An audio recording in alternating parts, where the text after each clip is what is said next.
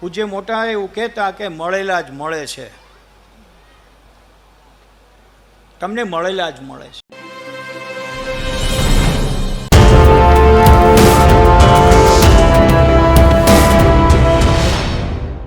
તમે વિચાર કરો કેવી રીતે માણસોને ઈશ્વર ભેગા કરતો હોય છે. પૂજ્ય મોટાનું એક વાક્ય છે, એનો મને અનુભવ છે. હું અમેરિકામાં આવા જ પ્રવચન દરમિયાન બોલી ગયો હતો. પૂજ્ય મોટા એવું કહેતા કે મળેલા જ મળે છે, તમને મળેલા જ મળે છે. આજે નક્કી હતું કે હું તમે મળવાના છીએ એટલે આપણે મળ્યા છીએ, અને નક્કી કોણે કર્યું? પૂજ્ય શ્રી મોટાએ નક્કી કર્યું એટલે આપણે મળ્યા છીએ. તો મળેલા 3 જણા કેવા ભેગા થયા? ઉત્તમચંદ શાહ, પછીથી જે પાંડુરંગમાંથી રંગ અવધૂત થયા તે, અને પછી ચુનીલાલમાંથી જ પૂજ્ય શ્રી મોટા થયા. તે ત્રણેય વિદ્યાપીઠમાં ભેગા, ત્રણેય છોડી દે ભણવાનું. એમાંથી ઉત્તમચંદભાઈ છે બીજે માર્ગે વળે, અને આ 2 લોકો છે એ વડોદરા કોલેજમાં દાખલ થાય, વળી વડોદરા કોલેજમાં 2 વર્ષ પછી છોડી દે. કેમ? ગાંધી મળ્યા, પાકે પાકા ગાંધી મળ્યા. અને ગાંધી એટલે કેવા મળ્યા કે પૂર્ણ શ્રદ્ધા સાથે મળ્યા. આપણને ખબર છે કે મોટી વાત આપણામાં ખૂટતી હોય તો પૂર્ણ શ્રદ્ધા સાથે કોઈ વાતને આપણે સ્વીકારતા નથી. મોટાની શ્રદ્ધા એટલે કેવી કે એમને ફેફરું થયું ત્યારે એણે ગાંધીજીનો કોઈ એક લેખ વાંચેલો, અને ગાંધીજીએ એવું કહ્યું હતું કે જો તમે નામ સ્મરણ કરો તો રોગ જતો રહે. આ વાત એના મનમાં ઉમેરી લઈ. પૂજ્ય મોટા એક જગ્યાએ લખ્યું છે કે આ નામ સ્મરણ મને પકડાવનાર જો કોઈ હોય તો એ મહાત્મા ગાંધી છે. જેવું ફેફરૂનું દર્દ થયું એટલે એણે મહાત્મા ગાંધીને પત્ર લખ્યો. તમે જો 2 ધડક એણે પ્રશ્ન પૂછ્યો કે તમે એક વખત એમ લખ્યું હતું કે રોગ મટે, તો ખરેખર શું નામ સ્મરણથી રોગ મટે? સાચે સાચ? સામે ગાંધી હતા. ગાંધીએ ટૂંકો જવાબ આપ્યો. ગાંધીએ લખ્યું રોગ માત્ર મટે, સાચે સાચ મટેનો નહીં, નામ સ્મરણથી રોગ માત્ર વધે.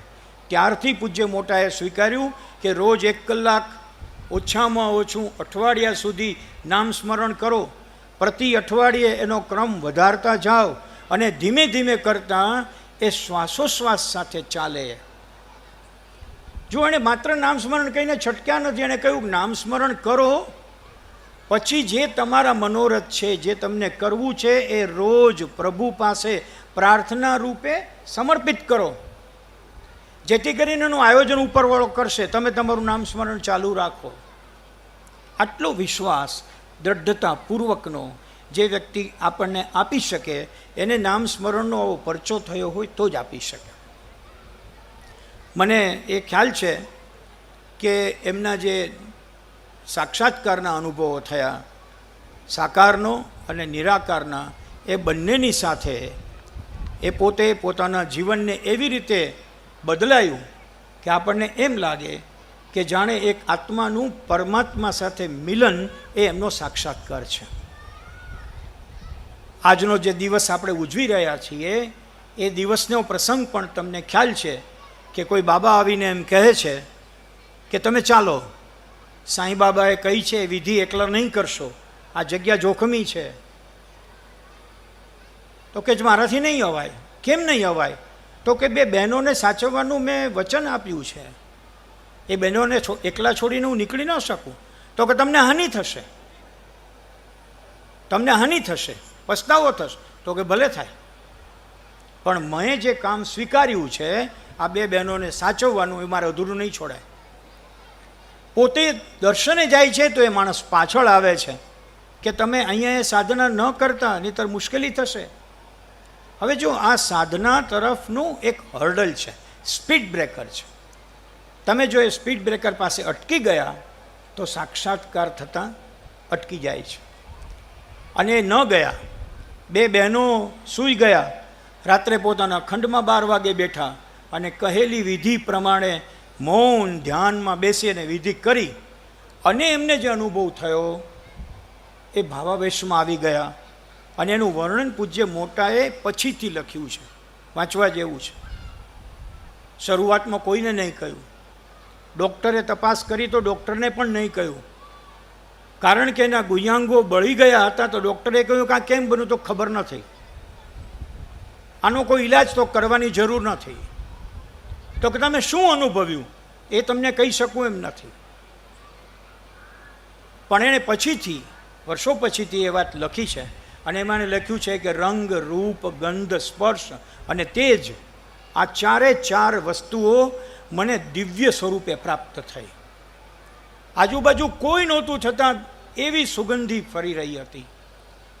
આજુબાજુમાં કોઈ નહોતું, છતાં મારા શરીર ઉપર કોમળ પીછાનો સ્પર્શ થતો હોય એવું મેં અનુભવ્યું. આવી બધું જ વર્ણન કરીને એણે કહ્યું કે હું અવર્ણનીય અવસ્થામાં મુકાઉં એવો જે ભાવ મને થયો એ મારો ખરેખર નિરાકાર સાક્ષાત્કારનો ભાવ હતો, જેની ઉજવણી 84મા દિવસ તરીકે આજે આપણે કરી રહ્યા છીએ. પૂજ્ય માને જ્યારે એવોર્ડ આપ્યો ત્યારે મને એમ લાગ્યો કે આપણા માટે તો આ દિવ્ય અનુભવ છે કે એવા વ્યક્તિનો આપણને સ્પર્શ થઈ રહ્યો છે, એમના સેવા કાર્યની આપણને સુગંધ પ્રાપ્ત કરી રહી છે કે અહીંથી જઈને આપણે એવી પ્રવૃત્તિમાં લાગી જશું. મને બરાબર યાદ છે કે પૂજ્ય મોટા જે કહેવા માગતા હોય તે બહુ સ્પષ્ટ કહેતા, આખા બોલા હતા. મેં શરૂઆતમાં કહ્યું કે એકદમ કડછું બોલવા ટેવાયેલા હતા. અમારે કાઠિયાવાડમાં જે ટિપિકલ લોકો હોય એ પ્રમાણે એની બોલી હતી. પણ એ સ્પષ્ટ એટલા માટે હતા કે તમે હરિઓમ બોલજો, નામ સ્મરણ કરજો, પણ હરિ સાથે હેત હોય ને એમ બોલજો. સુંદર વાત એમણે કરી છે. બોલવા ખાતર ન બોલતા, અહીંયાથી ન બોલતા, નાભીમાંથી બોલજો, હૃદયમાંથી બોલજો. અને પછી પોતે ઉદાહરણ આપ્યું છે, તમારું કોઈ પરમ પ્રિય હોય એને તમે બોલાવો, ત્યારે જેટલી આત્મીયતાથી બોલો છો એટલી જ આત્મીયતાથી તમે હરિઓમ બોલજો, તો ઈશ્વર તમારી ભેગો રહેશે. આ ક્લેરિટી એટલા માટે જરૂરી છે કે ઘણા લોકો હાલતા ચાલતા વાતો કરતાં કરતાં પણ હરિઓમ બોલે છે. સારું છે, ઇટ્સ અ ગુડ થિંગ. પણ ઈશ્વર સાથે એણે શબ્દ પ્રયોગ કર્યો છે પર્સનલ ટચ કેળવો હોય. ઈશ્વર સાથે જો પર્સનલ ટચ કેળવો હોય તો હું કહું છું એમ સ્મરણ કરજો. એમના કેટલા બધા પ્રસંગો એવા છે કે જેની વાત કરવામાં જઈએ તો આપણને ઘણો વાર લાગે, પણ એ પારખી જઈ શકે. એક ઉચ્ચ સરકારી અધિકારી એવા લેડી, એમનાથી પછી બહાર આવ્યું છે કે આઈએએસ કક્ષાના લેડી પૂજ્ય શ્રી મોટાને ના દર્શને આવ્યા.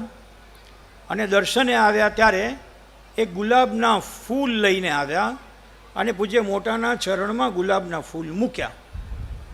હવે આઈએએસ હોય, લેડી હોય, ઉચ્ચ પદ ઉપર હોય એટલે એ બરાબરના તોરવાળા તો હોય જ. એમને આવતા જોઈને, એમને પુષ્પ મૂકતા જોઈને કે ગમે તેમ પૂજ્ય મોટાને ભાવ થયો, એમણે આશીર્વાદ આપ્યા, બેન આ ફૂલ જેવા તમે કોમળ થાજો. હવે એને મેસેજ પહોંચ્યો હશે કે ગમે તે હોય, આશીર્વાદ પણ એવા આપ્યા કે પેલા આઈએએસ ઓફિસરે ઘરે જઈને વિચાર્યું હશે કે મને શું કહ્યું.